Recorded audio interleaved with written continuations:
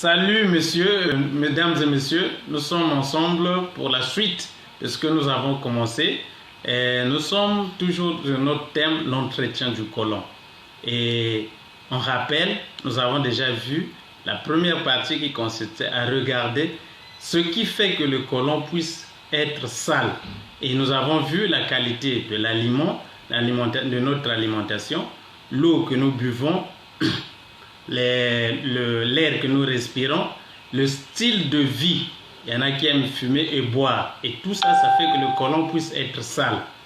Bien, nous avons vu la deuxième partie qui consistait à regarder les conséquences, les effets. Et nous avons vu que lorsque le côlon devient sale, alors toutes les maladies possibles apparaissent. Nous avons cité le diabète, l'inflammation du foie, la constipation, la fatigue, le surpoids, les rides, vieillissement prématuré, hypertension, excès de cholestérol, poumons faibles, des odeurs désagréables, des cernes, des maux de tête, des migraines, des cancers, des problèmes de peau comme le psoriasis, l'acné. Eh bien, mes amis, si vous êtes concernés par l'un des points cités, alors pensez dès maintenant à nettoyer votre côlon.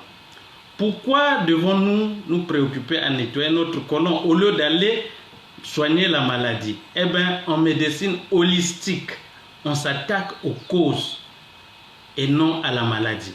Lorsque la cause disparaît, alors la maladie aussi avec elle disparaît. C'est logique, n'est-ce pas? Alors, quand le côlon est propre et normal, nous sommes bien et heureux. Nous allons, à titre d'illustration, vous dire que nous sommes comme une voiture. Lorsque vous achetez une voiture, même neuve, eh bien, vous devez, après avoir roulé, de temps en temps penser à la vidange. Eh bien, même si vous nettoyez la carrosserie, comment? Mais si vous ne changez pas d'huile, un de ces jours, vous serez surpris que votre moteur puisse tomber en panne. Ou bien faire, comment on appelle ça, la mayonnaise. C'est la même chose avec notre corps. Vous voyez, chaque matin, chacun de nous court pour aller dans la douche, se nettoyer, mais vous verrez que nous nous préoccupons là à nettoyer l'extérieur, la peau. Mais l'intérieur, qui à notre sens est plus important, personne n'y pense. Et pourtant, toutes les maladies se déclenchent à partir de l'intérieur. Vous savez, les gens ne s'arrêtent pas pour réfléchir un tout petit peu. Nous savons tous que le corps n'est pas sain lorsqu'il n'est pas propre à l'intérieur. Mettre des médicaments dans un corps sale, c'est comme manger dans une assiette sale. Et personne n'irait manger dans une assiette sale. Imaginez-vous, si vous ne vous douchez pas pendant plus de 5 ans, 6 ans, qu'est-ce qui arriverait à votre corps? Et je ne pense même pas qu'il y a quelqu'un qui peut passer 5 ans, 6 ans sans se doucher. Si vous ne vous brossez pas votre dent, qu'est-ce qui arriverait avec votre bouche?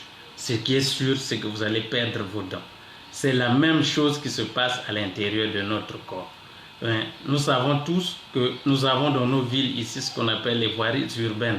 Lorsque ces voiries urbaines sont maintenant pleines d'ordures ménagères, eh bien, l'eau ne peut pas circuler. C'est la même chose avec l'intérieur de notre corps. La solution, c'est de trouver un savon capable de nettoyer notre côlon. Plusieurs méthodes sont possibles.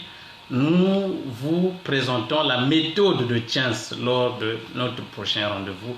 Merci. Prenez soin de vous-même et de vos proches et à très bientôt.